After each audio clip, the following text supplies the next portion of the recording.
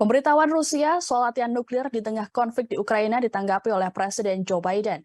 Dalam pernyataannya, Biden mengatakan bahwa Presiden Rusia Vladimir Putin akan melakukan kesalahan yang serius terkait latihan nuklir tersebut. Biden juga memperingatkan Putin soal tudingan terhadap Ukraina terkait penggunaan bom kotor berbahan radioaktif yang disebut akan digunakan untuk menjebak Moskow. Dikatakan lebih lanjut oleh Biden, dirinya belum dapat memastikan soal kebenaran dari tudingan Rusia.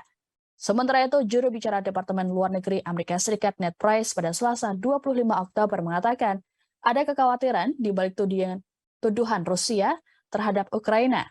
Ukraina sendiri telah mengecam dan membantah tuduhan tersebut.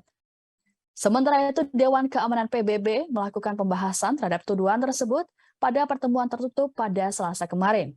Sekretaris Jenderal NATO Jens Stoltenberg mengatakan pada Senin lalu bahwa Sekutu NATO menolak klaim Rusia bahwa Ukraina tengah mempersiapkan untuk menggunakan bom kotor di wilayahnya sendiri, dan ia menambahkan Rusia tidak boleh menggunakannya sebagai dalih untuk eskalasi.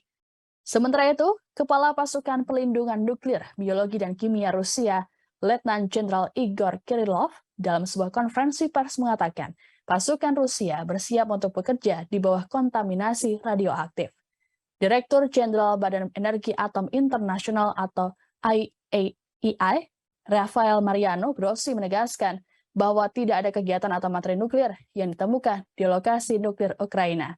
Grossi menegaskan bahwa kedua lokasi berada di bawah pelindungan IAEA dan telah dikunjungi secara teratur oleh inspektur, yang menambahkan bahwa IAEA menerima permintaan tertulis pada Senin lalu dari Ukraina untuk mengirim tim inspektur untuk melakukan kegiatan verifikasi di dua lokasi. Rusia telah meminta pertemuan Dewan kedua pada hari Kamis untuk membahas tuduhannya pada Amerika Serikat dan Ukraina yang telah melakukan kegiatan biologis militer di wilayah Ukraina.